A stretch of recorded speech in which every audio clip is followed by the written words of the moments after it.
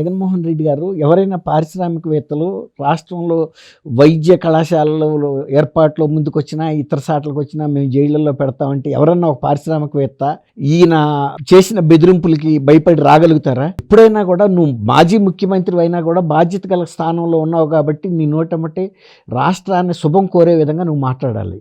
అంతేగాని నువ్వు ఒక వీధి రౌడీలాగా లేకపోతే ఒక విధ్వంసక మాటలు మాట్లాడితే ఆ ప్రభావం ఖచ్చితంగా రాష్ట్రం మీద పడుతుంది. దాని మూలం నీకు నష్టం లేకపోవచ్చు, ఉపాధి కావాల్సినటువంటి యువత నష్టపడుతుంది, ఆయా ప్రాంతాల అభివృద్ధి ఆగిపోద్ది, ఆయా ప్రాంతాల్లో ఆర్థిక చలామణి దెబ్బతింటుంది.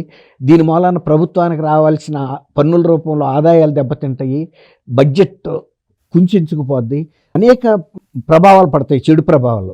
కాబట్టి జగన్మోహన్ రెడ్డి గారు నా టైంలో చూపించిందంటే అది గతంలో వాళ్ళు చేసిన కృషి నీ టైంలో ఫలితాలు వచ్చినాయి. నువ్వు చేసిన ఈ బ్యాడ్ ఎఫెక్ట్ కడుక్కోవాల్సిన పరిస్థితి 24 తర్వాత కూటమి ప్రభుత్వానికి వచ్చింది.